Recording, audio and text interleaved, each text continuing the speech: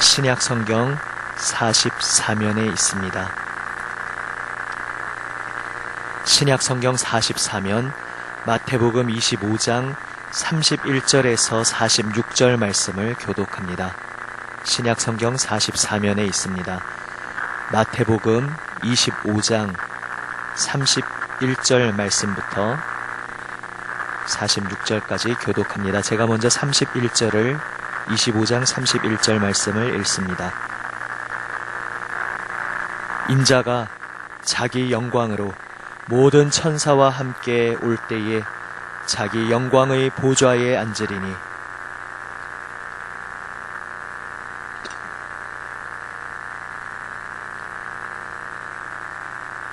양은 그 오른편에 염소는 왼편에 두리라.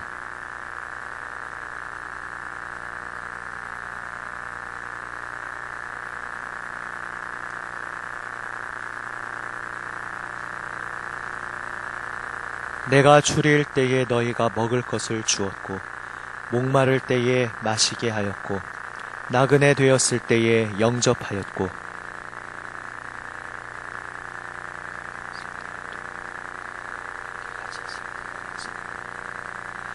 이에 의인들이 대답하여 이르되 주여 우리가 어느 때에 주께서 줄이신 것을 보고 음식을 대접하였으며 목마르신 것을 보고 마시게 하였나이까?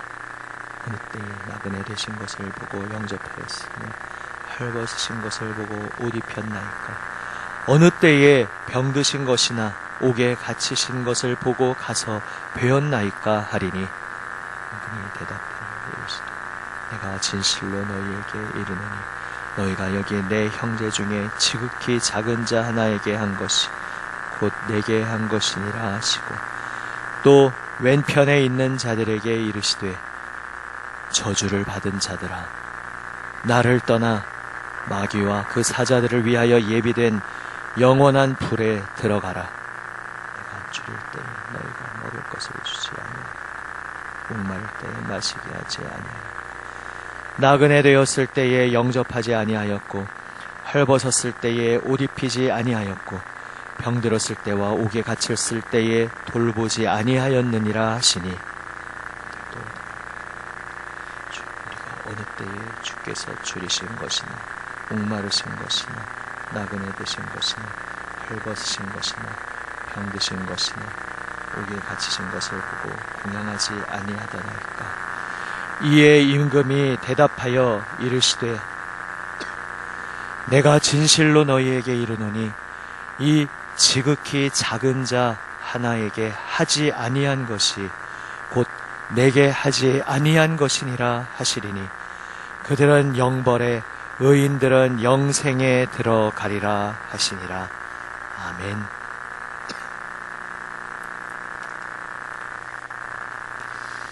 새벽 기도의 특별한 주제를 가지고 모일 때에 1년의 연속되는 본문 속에서 때로는 전에 한번 보았던 본문 또 몇 번씩 보았던 본문을 또 보는 경우가 있습니다. 결국 그 모든 말씀 속에 우리에게 들려주시는 주님의 음성이 동일하지만 또 그 주간의 1년의 본문들의 흐름 속에서 그 본문이 또 나에게 어떻게 새롭게 다가오는지 나에게 말씀하시는 주님의 음성 새롭게 듣는 이 시간이 되시기를 바랍니다. 지난 나흘간의 그 말씀들을 통해 우리가 기도하게 되는 제목들을 정리해서 그 기도 제목 카드에 적어 두었습니다. 혹시 가져가지 못하셨던 분은 오늘 가져가셔서 오늘 기도 후에 교역자실에 내고 가셔도 좋고 아니면은 내일이나 주일 오실 때 가져오셔서 그 밑에 있는 나의 사랑하는 가족들의 기도 제목을 작성하셔서 가져오셔도 되겠습니다. 나흘간의 기도의 제목 이것이었습니다. 우리 한 번뿐인 인생 과연 어떻게 살아갈 것인가 라고 할 때에 세상 사람들은 이런 인생 살아야겠다. 돈을 한번 많이 벌어봐. 내가 내 뜻대로 후령할 수 있는 내 뜻을 성취할 수 있는 어떤 자리에 올라보겠다. 여러 가지 목표를 가질 수 있지만 하나님 앞에서 이 세상 그 무엇으로 내 영혼의 방을, 내 인생의 방을 채운다 할지라도 하나님으로 채워지지 않은 인생, 하나님으로 채워지지 않은 방은 공허하기 짝이 없다는 그 말씀으로 저희가 첫날을 열었습니다. 그래서 그것을 기도의 제목으로 표현하면 이렇게 말할 수 있겠습니다. 본문 내용을 그대로 인용하여서 표현하면 하나님을 향하여 부요한 자가 되게 하여 주옵소서, 이렇게 표현할 수 있습니다.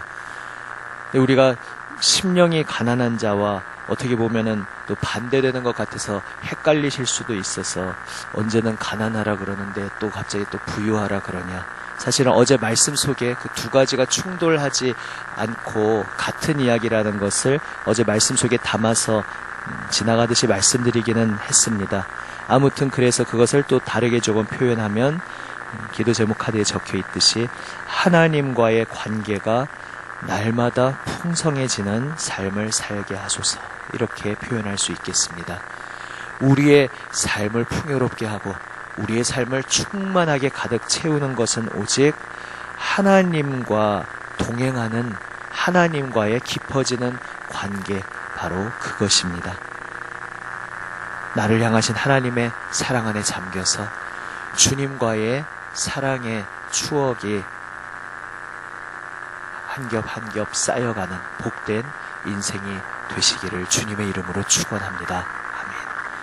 그 큰 대전제 하에 우리는 온 마음 다해라는 찬양, 이 가사를 이번 기도 주간에 주제가로 삼아서 고백하면서 이제 하나하나 기도의 제목들을 쌓아왔습니다. 주님을 향하여 부요한 삶은 무엇인가? 아버지의 마음을 아는 것, 그것이 첫째요 근본임을 우리는 보았습니다.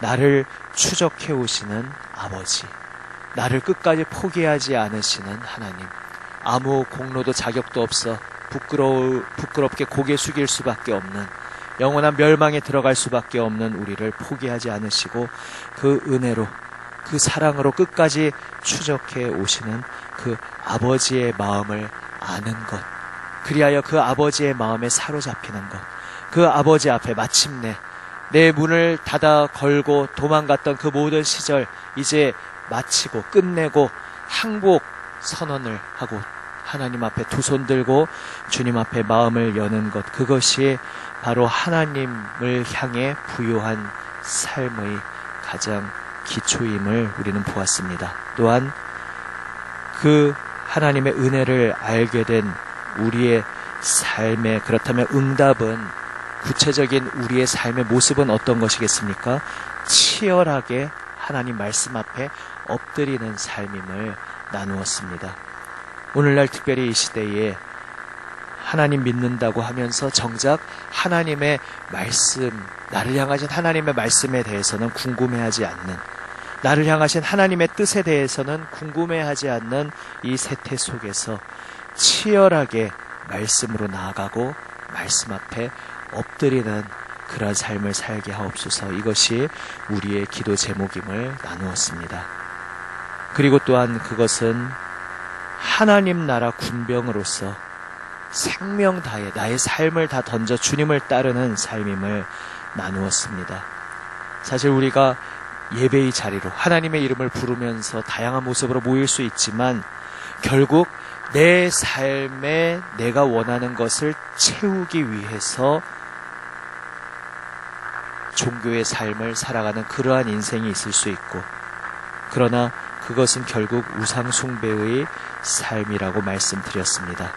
내 삶을 채우기 위해서 하나님을 나의 후견인으로 모셔오는 그것이 참된 신앙이 아니라, 하나님께서 이 세상을 새롭게 하시는 그 하나님의 뜻 앞에 나의 모든 삶을 들여서 지금 세상을 새롭게 하시는 그 하나님의 영적 전쟁에 나도 군병으로 용사로 참전하는, 그리하여 나의 생명을 다 던져 주님을 따르는 인생이 참으로 복된 인생이요, 바로 그러한 삶이 주님을 향해 부요한 삶임을 저희는 함께 나누었습니다. 어제 그 마태복음 6장을 보면서 말씀드렸습니다. 마태복음에서는 하늘의 보물을 쌓는다는 것이 사실 그 말만 들어도 유대인들에게는 그것이 너무나 명확한 한 가지 이야기였는데, 마태복음은 그 마태복음이 끝까지 가서 마지막 어떤 결론에서 모든 것을 확실하게 나타내기 위해서, 그리고 그 당연한 결론도 그냥 너무나 작은 말로 오해되지 않기 위해서 잠시 덮어놓고 끝까지 달려가고 있음을 말씀드렸습니다. 한번 집에 가셔서 그것과 상응하는 누가복음 말씀을 읽어보셨습니까? 마태복음 6장의 내용이 누가복음에서는 두세 군데에 이제 흩어져 있는데, 그 중에서 특별히 누가복음 12장 말씀에서 우리는 이 말씀을 볼 수 있습니다. 제가 한번 누가복음 12장 31절부터 33절까지, 34절까지 제가 읽어보겠습니다. 다만 너희는 그의 나라를 구하라. 그리하면 이런 것들을 너희에게 더하시리라. 적은 무리여 무서워 말라. 너희 아버지께서 그 나라를 너희에게 주시기를 기뻐하시느니라. 너희 소유를 팔아 구제하여 낡아지지 아니하는 배낭을 만들라. 곧 하늘에 둔 바 다함이 없는 보물이니 거기는 도둑도 가까이 하는 일이 없고 좀도 먹는 일이 없느니라. 너희 보물 있는 곳에는 너희 마음도 있으리라. 아멘. 하늘의 보물을 쌓는 것이 직설적으로 말해서, 그냥 한마디로 간단하게 말해서 결국 무엇을 의미하느냐라고 할 때 유대인들의 세계관에서는 이미 공유하고 있는 것이 있었습니다. 땅에 보물을 쌓아두는 것은 내 재물을 오직 나를 위해 붙들고 있고, 나를 위해 내 품 안에 숨겨두고 있고, 오직 나를 위해 사용하는 것이라면, 보물을 하늘에 쌓아두는 삶은 지금 누가복음 말씀에 나온 것과 같이 소유를 팔아 구제하는 것, 내 주변의 어려운 이웃들을 위하여 내 재물을 사용하고 구제하는 것, 그것이 보물을 하늘에 쌓는 것이다. 원래 보물을 하늘에 쌓는다라고 말할 때 유대인들이 공유하는 그 말씀이 그러한 내용이었습니다. 그래서 마태복음 6장에서도 당연히 그 전제가 들어 있습니다. 그런데 오히려 마태복음은 6장에서는 그 이야기를 노골적으로 드러내지 않습니다. 그런데 노골적으로 드러내지 않음으로써 마태는 더 큰 그림을 그려나갑니다. 어제 6장을 통해 말씀드린 바와 같이 보물을 하늘에 쌓아두라 할 때 그냥 구제하라 그러면 결국 구제하라는 얘기구나. 실천적으로 아주 구체적으로 콕 집어서 말하는 데에는 좋을지 모르지만 왜 구제하는 삶을 살아야 되는지 큰 그림을 우리가 자칫 놓칠 수가 있습니다. 그런데 마태는 그 말을 아껴둠으로써 오히려 보물을 하늘에 쌓아둔다는 것, 결국 결론적으로 재물을 어떻게 사용하는가에 연결되는 말씀일 수 있지만 그 전제가 되는 깊고 넓고 큰 우리가 바뀌어야 할 세계관에 대해서 말씀하였던 것입니다. 어제 나눈 바와 같이 결국 보물을 하늘에 쌓는 삶은 내 인생을 위해 하나님을 후견인으로 수호신으로 끌어들이는 그러한 삶이 아니라 하나님께서 나아가시는 그 하나님의 길에 나의 생명과 나의 인생을 다 헌신하고 바쳐 주님의 군병으로 주님의 용사로 따르는 삶, 그것이 보물을 하늘에 쌓아두는 삶이다 말씀드렸습니다. 땅에 쌓는 이는 왜 땅에 쌓습니까? 결국 결론적으로 말하면 하나님을 알지 못하기 때문입니다. 하나님을 알지 못한다는 것은 무엇을 의미합니까? 하나님을 알지 못하기에 내 손에 쥐고 있으려고만 한다는 것은 무엇을 의미합니까? 1차적으로는 하나님이 도와주신다는 것을 믿지 못하니까 불안한 겁니다. 불안하고 집착하게 되는 겁니다. 하나님을 알지 못하니 내 힘으로 내 인생을 개척하고 내 힘으로 내 인생을 보존해야 한다고 생각하기에 내 손으로 모든 것을 꽉 붙잡고 있으려고 합니다. 그런데 결국은 내가 붙잡고 있는 그것이 나의 마음도 가둬버리고 내 인생도 가둬버리고 내 영혼도 가둬버린다는 것을 알지 못한 채 그렇게 나 스스로 갇혀버린 불행한 삶을 살게 된다는 것을 당장 오늘 통장 잔고는 좀 더 내가 유지했을지 모르지만 당장 오늘 나의 삶의 시간들을 그냥 나 자신을 위해서만 온전히 써서 그러니까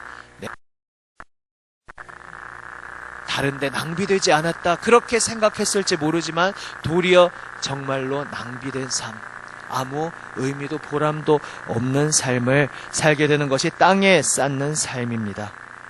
반면에 하늘에 보물을 쌓는 삶은 어떠한 삶입니까?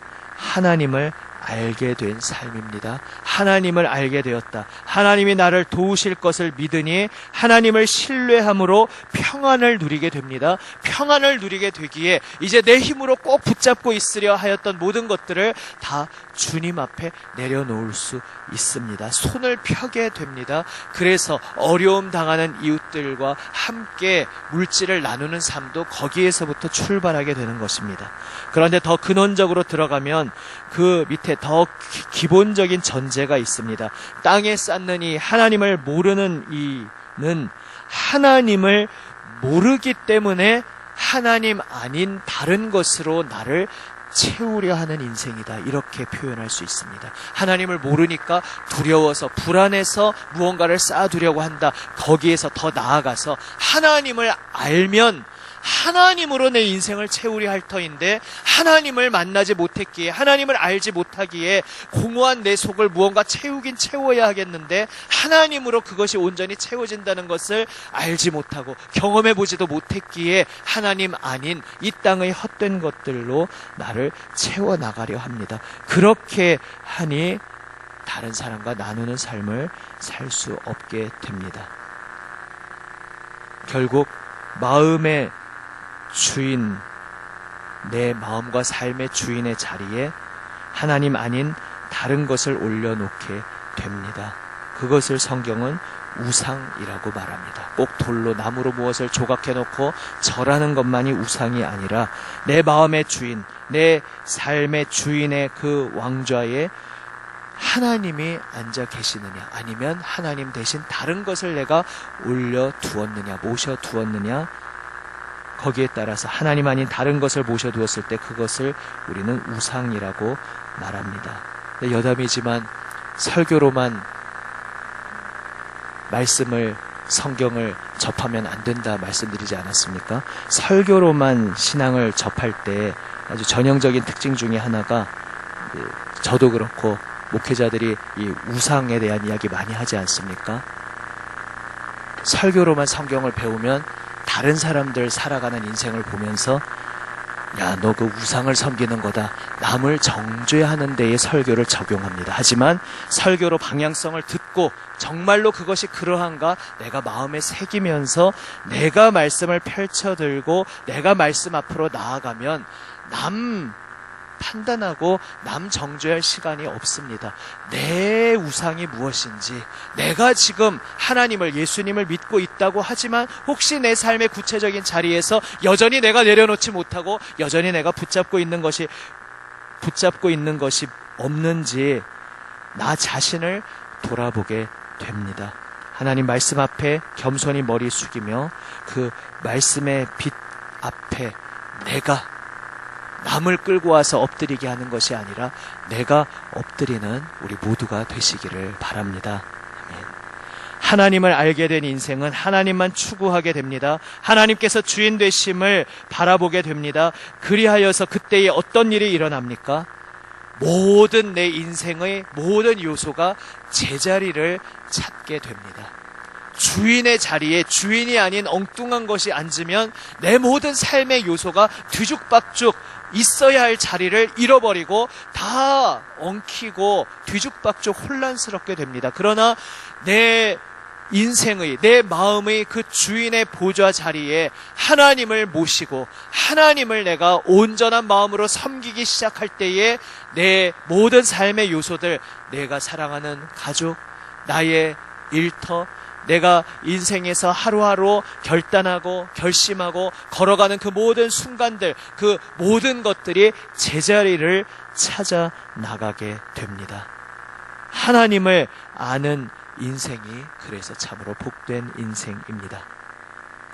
오늘 함께 읽으신 마태복음 25장 말씀에는 아주 깊은 비밀이 들어 있습니다. 바로 그것을 향하여 지금 저희가 흐름을 따라 달려나가고 있는 것입니다. 하나님을 알게 되는 인생이 어떻게 변화되게 됩니까? 하나님을 알지 못할 때에는 아주 노골적으로 말해서 돈만 보였습니다. 아유, 뭐 내가 하나님 물을 때 그렇게 뭐 돈만 그렇다고 밝히지는 않았습니다. 또 하나님을 알지 못하는 우리 주변의 사람도 내가 보면 뭐 꼭 돈만 밝히는 인생은 아닙니다. 우리가 말할 수 있을지 모릅니다. 하지만 그 꼭 돈만 밝힌다는 이야기가 아니라, 왜 예수님께서 하나님과 돈을 겸하여 섬길 수 없다, 하나님의 꼭 맞상대 라이벌이라도 되는 듯이 참되게 우리가 섬겨야 할 그 분이신 하나님을 바꿔치기 하는 거짓된 우상의 대표 주자로 왜 돈을 이야기하셨는지 깊이 잘 생각해 볼 필요가 있습니다. 하나님을 보지 못하는 인생은 결국 다시 말해서 무엇이 내 인생의 이익일까, 유익일까, 얻는 것일까, 무엇이 내 인생에서 손해보는 것일까, 잃어버리는 것일까, 피해 입는 것일까, 여기에 아주 민감해집니다. 물론 우리가 예수 믿는 삶을 살아갈 때에도 무언가 부당하게 나에게 피해를 입히며 다가올 때 허허허, 나는 예수 믿으니까 아무렇게나 다 뺏어가고 다 가져가도 괜찮습니다, 뭐 부당하게 해도 괜찮습니다, 이게 예수 믿는 꼭 참된 모습은 아닐 수 있습니다. 부당한 것에 대해서 정의로운 사회를 위해서 그러한 것들을 바로 잡을 책임도 그리스도인들에게 있습니다. 그러나 이득과 손해만 보이는 인생은 그러한 앞에서 초조해지고 분노하게 되고 모든 마음이 그쪽으로 향하게 되지만, 하나님을 주인으로 모신 삶은 정의를 추구하며 잃어버린 것을 똑바로 바로잡는 모든 삶에 있어서도 하나님을 섬기기 위해서, 하나님께서 내 인생을 향하여 어떠한 마음을 품고 계신지 그것을 발견해 나가는 그 발걸음 속에서 그러한 일들을 하게 되는 것입니다. 하나님을 알지 못하는 인생은 나에게 무엇이 유익이 되는가, 나에게 무엇이 유익이 되지 않는가, 결국은 여기에 따라서 움직이는 인생이었습니다. 어떻게 하면 내가 생존할 수 있을까? 어떻게 하면 내가 인정받을 수 있을까? 어떻게 하면 내가 더 사랑받을 수 있을까? 여기에 모든 내 마음을 쏟아부으며 살아가는 인생이었습니다. 결국 그리함으로 인해서 무엇을 보지 못하게 됩니까? 하나님께서 아름답게 창조하신 이 아름다운 세상을 정작 보지 못하게 됩니다. 하나님께서 이 세상을 아름답게 창조하시고 우리를 창조하셨을 때 우리는 이 세상을 향하여 진지하게 대하며 이 세상을 똑바로 응시하며 이 세상 속에서 하나님을 주인으로 모시고 모든 것들이 제자리를 찾아가는 그러한 삶을 살도록 부름받았는데, 하나님을 보지 못할 때에는 나의 유익과 나의 손해에만 눈이 멀다가 내 주변이 보이지 않게 됩니다. 내 주변이 보이지 않게 되니까 무언가 무너진 삶, 균형을 잃어버린 삶, 무엇이 중요한지 알지 못하고 정말 소중한 것들을 놓치고 엉뚱한 것 붙잡으려다가 내 인생의 가장 소중한 것들을 다 흘려 떠내려 보내는 그러한 인생을 살게 됩니다. 그런데 하나님이 보이기 시작하면 내 주변이 보이기 시작하게 됩니다. 하나님이 보이기 시작하게 되면 내 옆의 사람이 진정으로 보이기 시작합니다. 하나님을 알지 못할 때에는 내 주변을 둘러싸고 있는 나의 가족이나 일터의 사람이나 내 모든 사람과의 관계에서도 그 사람이 나에게 상처를 주었다, 그 사람이 내 마음에 들지 않는다, 모든 것을 내 중심으로 생각합니다. 그 사람과 있으면 내가 마음이 편하다, 그러니까 그 사람과는 내가 좀 더 있고 싶고, 그 사람과는 왠지 꼭 나에게 뭐 해준 것 없어도, 나에게 뭐 피해준 것 없어도 왠지 그냥 같이 있는 것 자체가 불편하다, 그러면 그 사람은 피하게 되고 모든 것을 나 중심으로서 사람을 대하게 됩니다. 결국 그 사람이 오롯이 보이는 게 아니라 그 사람은 보이지 않고 결국 나만 보이는 인생을 사는 것입니다. 그런데 하나님을 보기 시작하게 되면 비로소 내 주변의 사람들이 보이기 시작하게 됩니다. 사람을 발견하게 됩니다. 하나님이 지으신 이 온 세상 창조 세계가 보이기 시작합니다. 하나님께서 애초에 우리 사람을 만드셨을 때에 한 사람을 만드시고 그의 뼈와 살을 떼어내어서 또 한 사람을 만드셔서 부부로 부부 관계에도 중요한 메시지이지만 우리 모든 인간이 살아가는 인간 사회 공동체에 적용되는 아주 중요한 핵심 메시지가 그 속에 담겨 있습니다. 우리는 모두 한 몸에서 나왔다는 것입니다. 그것이 결국 신약 시대에 와서는 우리의 머리 대신 예수 그리스도 안에서 우리가 다시 한 몸으로 회복되었다는 말씀을 우리는 만나게 됩니다. 한번 너무 얼굴을 똑바로 쳐다보지는 마시고요. 한번 옆 사람을 한번 흘끔 이렇게 한번 보시겠습니까? 새벽엔 너무 똑바로 쳐다보지 마시고, 어떤 분이 앉아 계십니까? 그분이 온전히 보이기 시작하십니까? 우리가 예수 믿는다고 하지만 예수님 앞에 간절히 나아가며 주님 앞에 엎드리는 그것을 놓칠 때에, 그래서 또 마치 예수 믿지 않는 사람처럼 나의 무엇을 붙잡으려고 할 때는 내 주변의 사람을 볼 때도 나 중심으로 이 사람들을 보게 됩니다. 하지만 내가 하나님의 보좌로 나아갈수록, 하나님의 거룩하신 임재로 나아가며 그분의 영광을 발견하고 그 빛을 보게 될수록 내 곁에 있는 사람이 온전히 보이기 시작합니다. 그리고 그 내 곁에 있는 사람이 온전하게 보이는 것의 그 결정체가 무엇입니까? 그를 볼 때에 그 속에서 주 예수님의 영광을 보게 되는 것. 그것이 바로 우리가 내 곁의 한 사람을 보면서 발견하게 되는 그 결정체인 것입니다. 결국 신앙이란 무엇입니까? 우리의 신앙의 여정은 예수님을 닮아가고 하나님의 형상이 회복되어 가는 여정이다, 이렇게 표현할 수 있습니다. 다르게 표현하면 하나님을 주인으로 모시는 여정이다, 이렇게 말할 수 있습니다. 그런데 하나님을 주인으로 모시는 것, 예수님을 닮아가고 하나님의 형상이 회복되어 간다는 것을 다르게 표현하면 무엇이라고 한마디로 표현할 수 있겠습니까? 내 곁의 한 사람을 대할 때에 주님을 대하듯이 주님을 대하는 마음으로 대하는 것, 그것이 바로 주님을 주님으로 모시는 삶, 주님을 나의 주인으로 섬기는 삶, 예수님을 닮아가며 하나님의 형상이 회복되어 가는 삶이다. 성경은 이 중요한 비밀을 우리에게 말씀하고 있습니다. 지금 내 곁에 앉아있는 그 한 사람 속에 담겨있는 중요한 비밀이 무엇입니까? 그 사람은, 이것은 범신론과는 혼동하지 마시기를 바랍니다. 그 사람은 지금 변장하여 내 곁에 다가와 계시는 예수님이다 라는 것을 기억하시기를 바랍니다. 너도 신이고 나도 신이다, 뭐 이런 이야기를 하는 것이 아닙니다.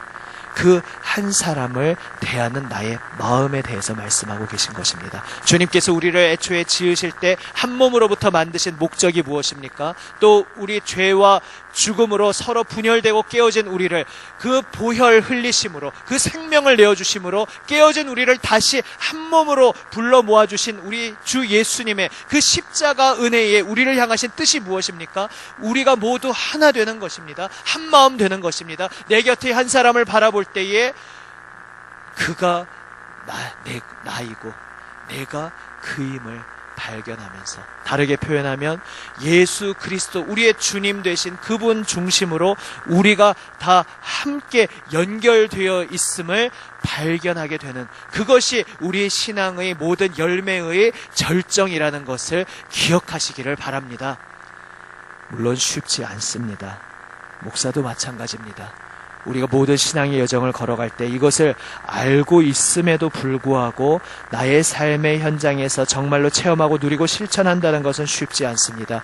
애초에 내 힘으로 하는 것이 아닙니다. 내가 오늘 좀 감정이 고양되고 오늘 좀 신앙의 컨디션이 괜찮으니까 오늘은 이 사람을 좀 더 사랑할 수 있겠구나, 이러한 것이 아닙니다. 우리가 내 곁에 한 사람을 정말로 예수님을 바라보는 마음으로, 사랑으로 어떻게 바라볼 수 있습니까? 결국 첫 번째 주제로 돌아오는 것입니다. 주님 앞에 나아가는 삶, 주님의 거룩하신 보좌로 나아가는 삶, 주님을 향하여 풍요로운 삶, 주님으로만, 오직 주님으로만 내 영혼의 방, 내 인생의 그 방을 가득 채우는 인생 속에서, 오늘도 예수님을 깊이 만나는 그 인생 속에서 예수님을 만날수록, 예수님과 연결될수록 우리는 우리 서로를 바라보면서, 내 곁에 한 사람을 바라보면서 예수님을 바라보는 그 마음으로 끌어안고 존중하고 귀히 여기며 서로 사랑하며 섬기는 삶을 살아갈 수 있습니다. 이것은 어떤 머리로 하는 것이 아닙니다. 지금 이제 영성훈련에 대해서 계속 광고를 드렸지만, 우리가 예수 믿는다고 하면서도 예수님 만나지 않고서 하루하루를 살아가는 그리스도인들이 참 많습니다. 예수님을 만나지 못하니까 내 속에 우라가 쌓입니다. 아우성치게 됩니다. 내 속이 비어감으로 인해서 빈수레가 시끄러워지는 것도 모르고 예수 믿는다는 간판만 걸어놓고 시끄러운 인생을, 아우성치는 인생을, 서로 찔러대고 상처 주는 인생을 살아가게 됩니다. 예수님을 날마다 깊이 만나는 자리로 나아가는 우리 모두가 되시기를 바랍니다. 그것을 우리는 영성훈련이라는 단어로 표현을 합니다. 날마다 주님 앞에 엎드려서 오늘 나에게 말씀하여 주시는 주님의 음성을 듣고 그 주님의 음성을 내 마음에 깊이 새김으로 인하여 나를 향하여 비추어 주시는 그 주님의 영광의 빛 아래 엎드림으로 말미암아 나를 사로잡아 주시는 주님의 그 손길에, 나를 빚어 주시는 그 주님의 손길에 온전히 나를 맡기는 인생을 살아가시기를 바랍니다. 그 인생 속에서 우리는 내 곁의 한 사람을, 예수님을 대하는 마음으로 살아갈 수 있습니다. 우리 주님께서는 오늘 매우 엄중한 말씀, 인생의 소중한 비밀이 되는 말씀을 하셨습니다. 마지막 날 예수님께서 온 세상 사람들의 걸어온 인생 여정에 대해서 정산하시는, 어떤 인생을 살았는가, 정말 하나님 앞에서 가치 있는 인생을 살았는가, 아니면 하나님을 대적하고 하나님께서 원하시지 않는, 하나님을 거스르는 인생을 살았는가, 그 인생의 저울 앞에 모두를 올려놓는 때가 오는데 그때 기준이 무엇이라고 말씀하십니까? 예수 믿는 우리는 흔히 예수 믿었느냐 안 믿었느냐 이것으로 판가름 난다 이렇게 표현하지만 틀린 말은 아닌데, 그 진정한 의미가 무엇인지 오늘 마태복음 25장이 보여주고 있습니다.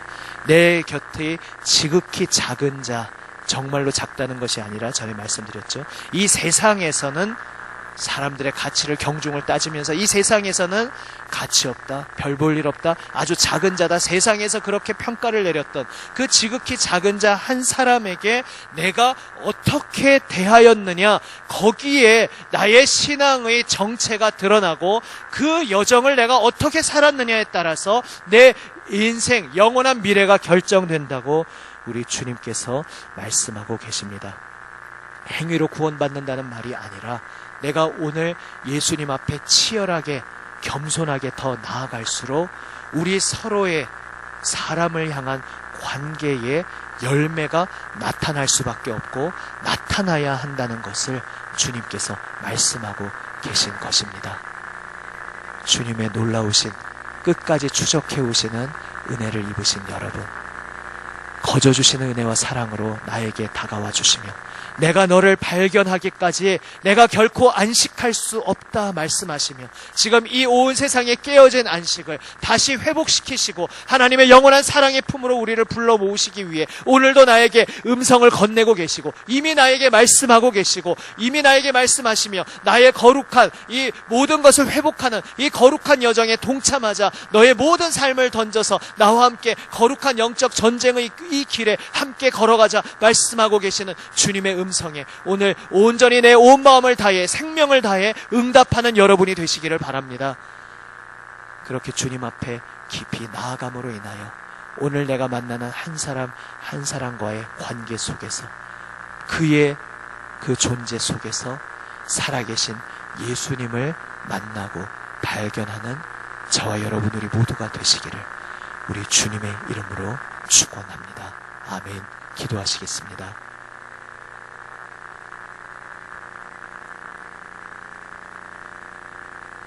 아버지 하나님,